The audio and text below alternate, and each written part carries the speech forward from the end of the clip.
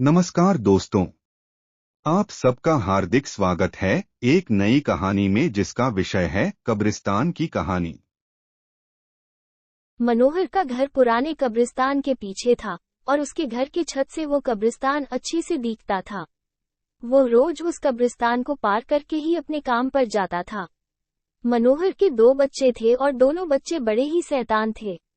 बड़े बेटे का नाम रॉकी और छोटे बेटे का नाम विकी था। एक बार गर्मी की छुट्टियों में रॉकी और विकी की बहन सोनिया भी आई हुई थी। तीनों मिलकर रात के लगभग 12 बजे एक रूम में ट्रूथ एंड डेयर खेल रहे थे।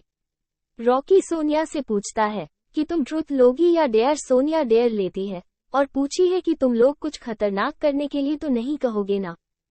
ये हुई ना बात, तो जाओ अब छत पर से घूम करके आओ और छत पर रखे गमले में से फूल तोड़कर लाना होगा, तभी हमें पता चलेगा कि तुम छत पर से आई हो।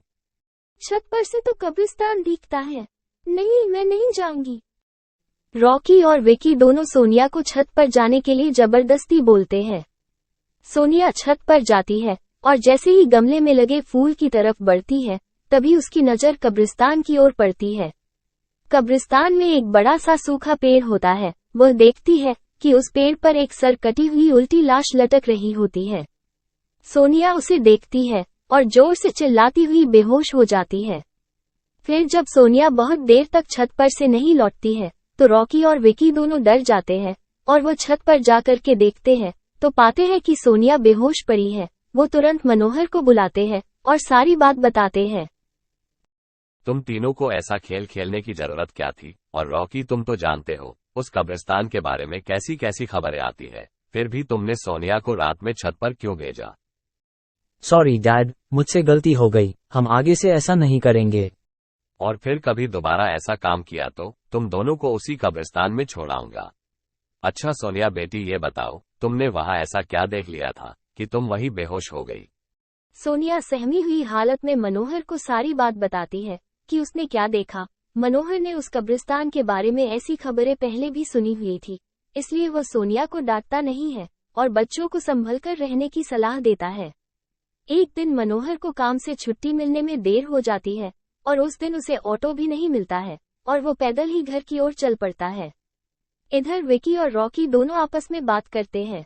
विकी, तुम्हें क्या लगता है सोनिया ने जो कहा वो सच है क्या? मुझे तो लगता है कि वो सिर्फ बातें बना रही है, वो उसका भ्रम होगा। अरे नहीं भाई, तुमने उसकी हालत देखी नहीं क्या? एक दिन भी और यहाँ रुकने को तैयार नहीं हुई। मुझे लगता है कि उसने सच में कुछ देखा होगा।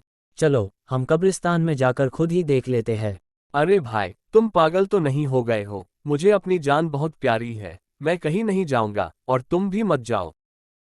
विकी के मना करने के बावजूद रॉकी नहीं मानता है और वह अकेले ही कब्रिस्तान की ओर चल देता है।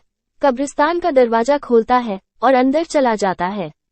वो उस पेड़ की ओर भी देखता है जिस पर सोनिया को सर कटी हुई उल्टी लाश दिखी थी। रॉकी खड़े होकर उस पेड़ की ओर देखता है, तभी एक अदृश्य हाथ उसके पैरों को पकड़ लेता है और रॉकी डर जाता है और जोरों से चिल्लाने लगता है, बचाओ बचाओ, छोड़ दो मुझे, मुझसे गलती हो गई, मैं फिर कभी यहाँ दोबारा नहीं आऊंगा। दूसरे कोने पर एक कब्र होती है जो कि खुली हुई होती है। उसके ऊपर खून लगा हुआ होता है। वो अदृश्य हाथ रॉकी को खींचकर लाते हैं और उस कब्र में धकेलने की कोशिश करने लगते हैं। तभी रॉकी चिल्लाता है, छोड़ दो, मुझसे गलती हो गई, मैं फिर यहाँ कभी नहीं आऊंगा, मुझे मत मारो, मुझे जाने दो।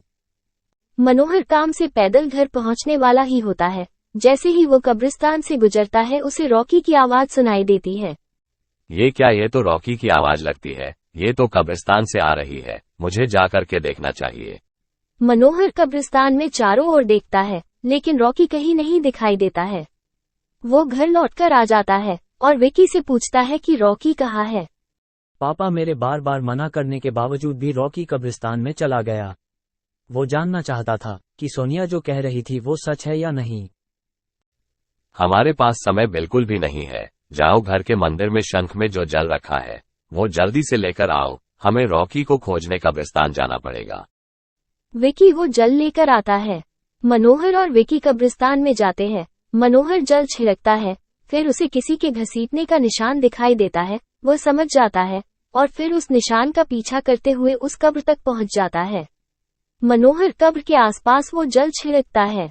कब्र से अजीब अजीब सी आवाजें आती है। विकी बहुत डर जाता है। मुझे लगता है कि श्रापित प्रेत आत्माओं ने रॉकी को इस कब्र के अंदर कैद कर लिया है। हमें जल्द ही इसे निकलना होगा। तुम ये पवित्र जल आसपास छिड़कते रहो, इससे हमें वो प्रेत आत्माएं कोई नुकसान नहीं पहुंचा पाएंगी। मैं कब्र को खोलने की कोशिश करता हूँ। मनोहर उस कब्र को खोलने की बहुत कोशिश करता है। अंत में वो कब्र खुल जाती है। उसके अंदर रॉकी लथपथ बेहोश पड़ा होता है। मनोहर रॉकी को लेकर हॉस्पिटल जाता है। उसकी हालत बहुत गंभीर होती है। उस दिन के बाद मनोहर उस घर को छोड़कर शहर से दूर एक दूसरे घर में अपने पूरे परिवार के साथ रहने चला जाता है। आपको अगर कहानी पसंद आई हो और ऐसी कहानी सुनना चाहते हैं तो हमारे चैनल को सब्सक्राइब कीजिए। हम ऐसे ही नई नई कहानी अपडेट करते रहेंगे।